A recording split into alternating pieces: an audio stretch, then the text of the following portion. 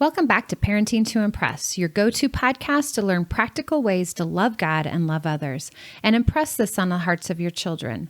I am your host, Heidi Franz, and I am joined by my dear friend, Melanie Simpson, two moms who have made a lot of mistakes, but have found grace and truth along the way. Melanie, I love this question that was asked on Facebook several years ago. How do you avoid exhaustion in parenting? When I'm tired, I tend to give in to my children, and I know that I have to be firm with my boundaries. Yeah. The struggle is real. It is. And I think everyone can relate to this. When your kids are little, it's the physical exhaustion that develops just from trying to keep them fed, bathed, and safe. But when the kids are older, it's the mental and emotional exhaustion of guiding them to make wise choices. Yeah. And then we come to this verse in Matthew, and Jesus is talking about coming to him if you're weary, if you're heavy burdened, and he will give us rest, and that his yoke is different. It's easy. The burden is light. And as moms, I think when we're in the trenches, we're thinking, where is that easy, light yoke? Yeah, I'm not feeling it. Nope. Yeah. And so as a Christian, you start going, well, maybe I'm not understanding something, or maybe I'm not doing something right, or maybe that I'm just not as far along in my spiritual journey. And so there's something wrong with me that parenting does not feel easy. Yeah.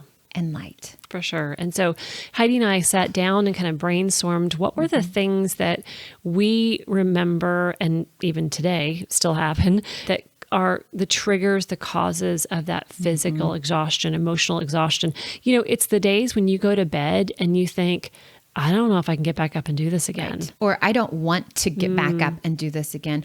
Or during the day when all I lived for was that 7:00 bedtime. Yep. So that I could just end it. Yeah. We kind of came up with a loose list, we'll say. There are plenty more, I'm sure. But we came up with 10. We're going to ask you to do some self-evaluation and really process what are the causes that you're seeing in your own life. For us, the first one were sleep routines. Yeah. And this is one that I really saw when my kids were little. When things were going amok, one of the first self-evaluation answers would be, Heidi, you need to check how people are sleeping. So especially when I had little ones, I would find that things were going amok because I was not handling their naps well. And thus they were not sleeping at night well, which meant I wasn't sleeping at night well, which meant I was tired. I mean, it's just this crazy cycle that we get in.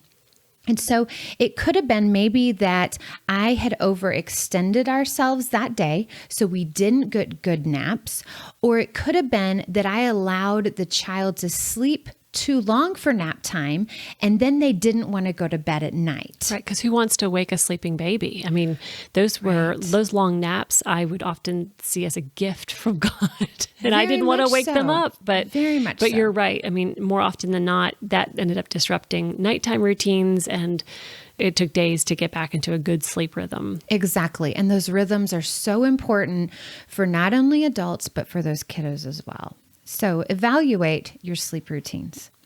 Number 2, not using our parenting toolbox. Yeah. How easy is it for me to be a quote, quote, armchair parent where I'm just barking at my kids? Yeah. I'll even say it's lazy parenting. Yeah. We are not putting in the time and effort into choosing wisely. What's happening in this moment? How can I best assess the situation, handle the situation? I'm just either throwing blanket statements over things. And threats. Yeah. The empty threats, right? We talked about this in another episode, the idle threats, the statements that eventually our kids catch on to are never going to be fulfilled. And if you don't have a toolbox, we will put in the show notes a link to the biblical discipline parenting video series that I have on ABC Jesus Loves Me. And that actually includes 10 tools of parenting that you can pull out at any time? Okay, number 3, and this one stings, bad attitude on my part, not my people part, my people's part, on my part. I'm definitely guilty of parenting from a place of a bad attitude, and it wears me down, it wears my kids down, it wears my spouse down.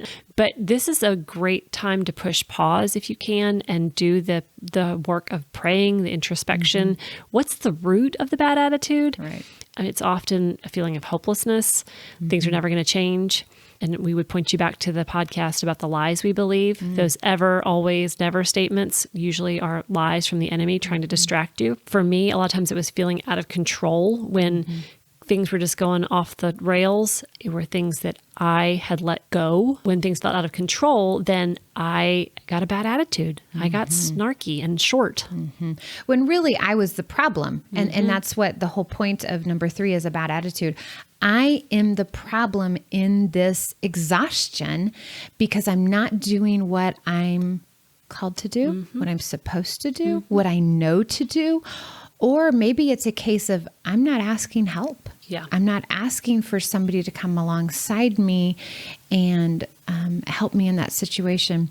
Another thing that caused my bad attitude was the feeling that everybody else was in a better situation than them. We talked about the lies that we believe in episode 1, and that issue of, well, their kids don't do that, or their husband helps more, or they have it together better than I do. Whatever the lie is, that contributed to my bad attitude. But along with that, communicating expectations. People can't come to our aid, help us out if we don't explain or communicate that we need help. Right. People can't fix something if they don't know it's broken. Right. And dropping the pride and asking for help. Number 4 is relational strife. Yikes. Displaced and misplaced emotions. Yeah. This has happened to me so many times in my marriage. I've had a spat with Jeff, and instead of going to him with it, I turn and am just a turkey with my kids. Yes. I mean, how awful is that? Yeah. Oh, that's happened to me way too many times to count, that I'm upset about something that happened with my husband, with a friend, something that I saw on social media can make me a bear.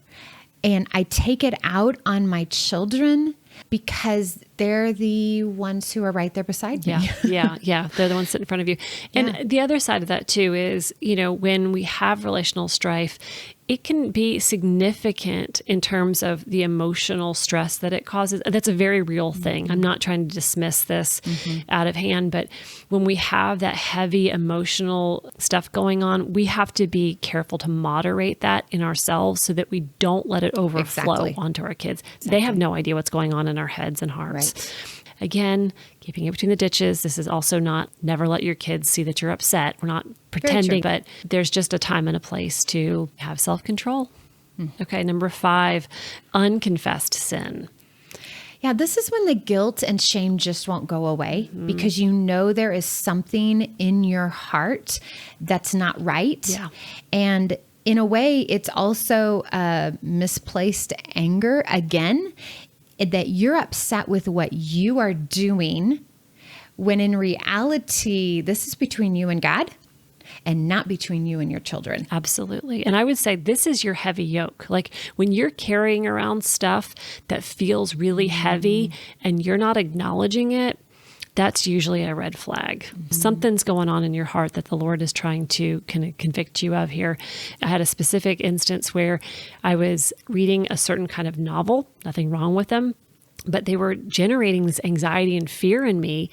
And then what happened was during the day, because I would read these at night before I went to bed, in the daytime hours, that was spilling over to my parenting. I was parenting my kids out of fear and anxiety.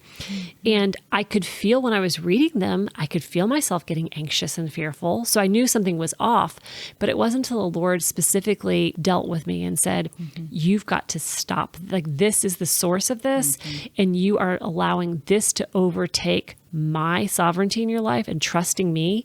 Oh, wow. So I had to put those books aside for a season, but it was an unconfessed sin because I kept pushing. I was pursuing, I got this. I don't, it's not really that bad. I'm not that anxious. I'm not that fearful. And it wasn't until the Lord was like, oh, it is. It's spilling over into your parenting. Wow. Yeah. Oh, that's good. Okay. Number 6. Husband schedules or work schedules of your own. And I know, Melanie, my husband does a basic day job where your husband has been in a very different situation, being in law enforcement. Yeah. So law enforcement life means in certain seasons we've had shift work where he was gone overnight hours. And what that meant was in order for him to get good sleep, he had to be in a bedroom during the day when the kids were up.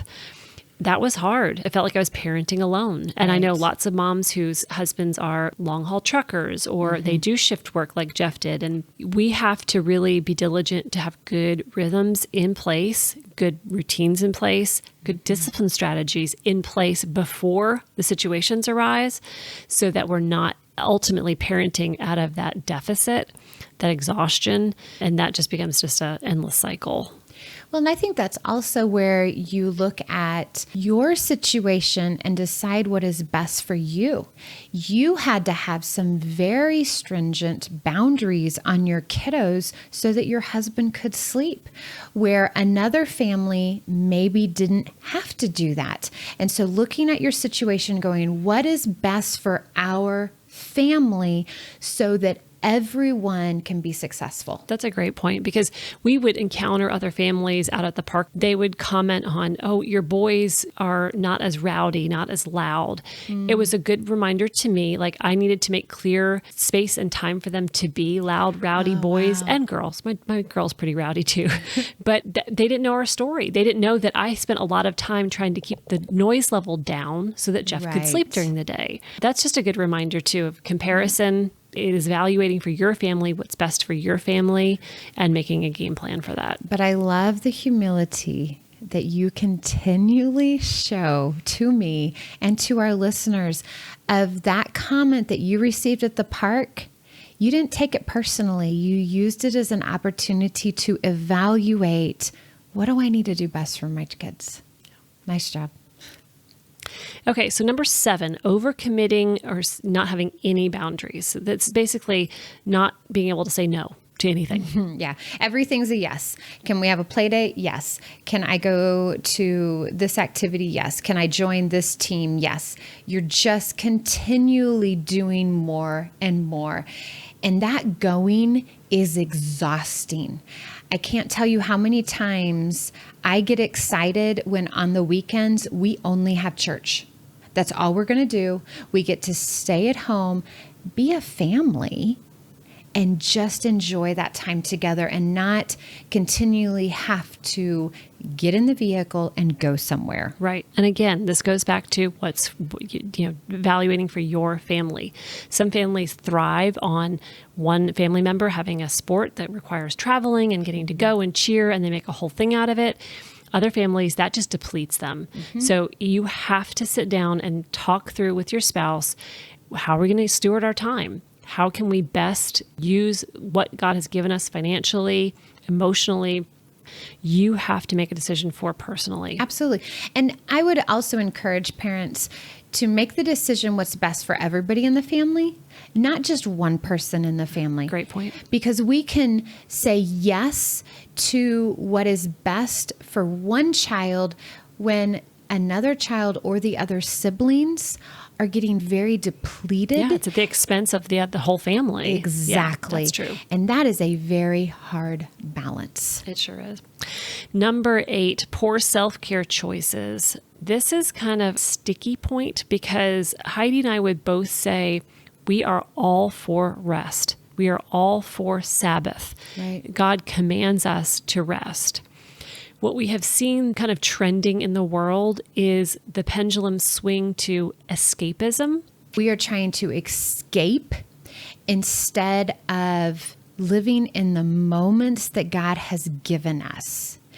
And I would say, especially as a young mom, My escape was from 7 o'clock at night when Daddy was putting the boys and our daughter to bed, and then until about 7 o'clock in the morning when they came out of their rooms.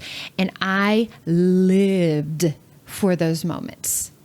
And really, it was escaping from life. Yeah. When we know that God tells us that he has promised us an abundant, flourishing life, that's every hour of the day, that there aren't any exceptions to that rule.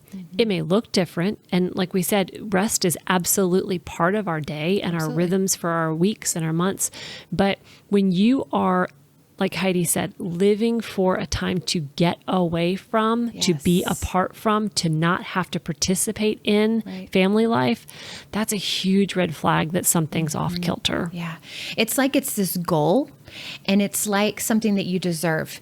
And some of the things that I have seen people mention, a glass of wine every night, a Netflix show, going on girls' weekends, all of these that you live for, and that is your absolute goal. Right. Can I just get to this finish line and then I can get what I want? Right. So hear us say there is nothing wrong with watching a Netflix show, having a glass of wine, if that's, something that your family's agreed on. But if it becomes your focus of your day, right. I think when you get into that mindset of this is the reward that I get for being a mom, that's troublesome. Well, and in some ways, it's that you are a martyr and that I deserve these escapes because I have sacrificed so much for my family. This is a comment that we are saying just to watch for, because we've seen it in our own lives and it looks totally different. This is a dumb one. I just had Bubs. He would go take his nap, and I would play a Sudoku game during his nap time. I lived for that Sudoku game. And I know that sounds really strange, and it's a personality thing, but I loved that game. And sometimes I would let myself play 2 games because I deserved it. And once that attitude of I deserve this comes in, we got to go, something's not quite right. Yeah. And I bet you, if you reflect back on that time, you would be frustrated when he would get up from his nap. Oh, absolutely. Because that was a cutoff of your time alone. Oh, wow. Yes. Wow, you hit it on the head there. I think that's just another flag. If you are becoming easily irritated by the things that your kids just need in a day, I'm not even talking about just sitting on the floor playing with them, but just making a meal, giving a bath. If they are irritating you, frustrating you, that's a red flag that you've moved into that mommy martyrdom stage. Yes. Okay. Oh, so true. Okay, number 9. Am I trying to do parenting in my own strength? And I would say when I was moving into martyrdom and escapism, yeah, it was because I was trying to do it in my own strength. For sure. And so I was trying to fill myself with whatever felt good at that moment. Yep.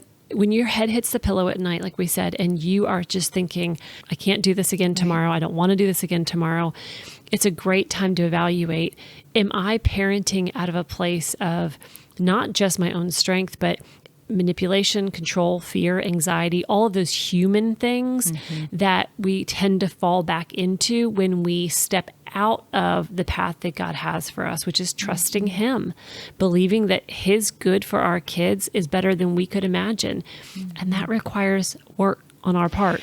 It does. And that is something that this verse that we started with, Matthew 11:28-30, come to me all who are weary and burdened. We are tired as parents, and I will give you rest.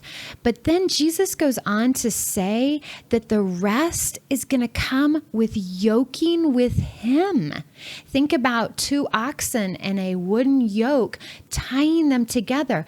And with an oxen, they did work. They did hard, heavy labor. Jesus is not saying that it's easy, sit on the couch, hold your phone in one hand, hold your remote in the other hand, and I'm just going to do the work for you. Yeah. I mean, this verse is very clear. This is not permission to take a permanent vacation. Right. This is a call to do the work of discipleship that Jesus Christ invites you to when you become a believer. But in the same realm, it's also not the excuse to busy yourself with everything possible because you have a fear that if you don't do it right, these kids are not going to end up being good role models, making right choices, staying away from drugs, alcohol, and porn. Right. So all that to say, in 2 Timothy 1, verse 7, we read that for the Spirit God gave us does not make us timid, but gives us power, love, and self-discipline.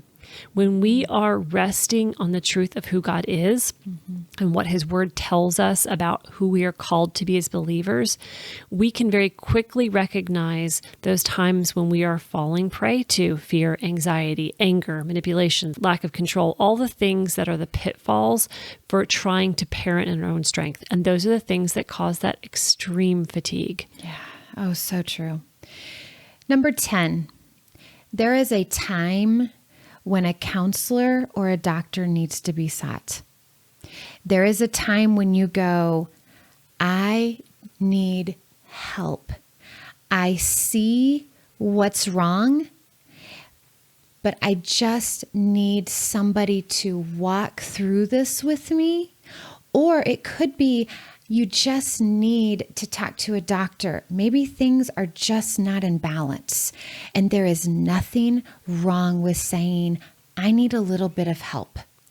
I would just add to that it is the wisest thing you can do to seek help, to ask for help. When we recognize that we cannot do it alone, that's a beautiful place to be. I know it's hard. I've been there myself, where I have had to recognize that the feelings of anger, irritability, frustration that I was feeling and that I was lashing out onto my kids, that was not who I normally was. It didn't happen overnight, but that was finally the place where God brought me to say something is out of whack here. Right.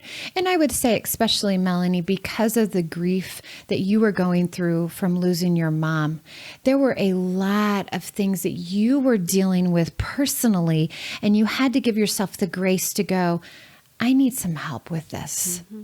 Yeah, it was compounding things. And so that's the other thing I would just say as a point of encouragement. You may not have a huge loss. You may not have marital strife. You may not have a wayward child. It may not be the typical thing that you're like, oh, well, of course she's struggling. It can just be life. Sometimes life just is hard, and that's okay too. But for all of that, Heidi and I are both saying, please do not be afraid to reach out and ask for help. Exactly. And we're going to be sharing more of these points and diving deeper into these causes and self-evaluations on the Parenting to Impress Facebook group. So I encourage you to join us for that conversation. It's a safe place for you to ask questions. And we always promise we are going to point you back to the truth of the Scripture. And the Scriptures promise us a flourishing and abundant life. That's not a life without hard work.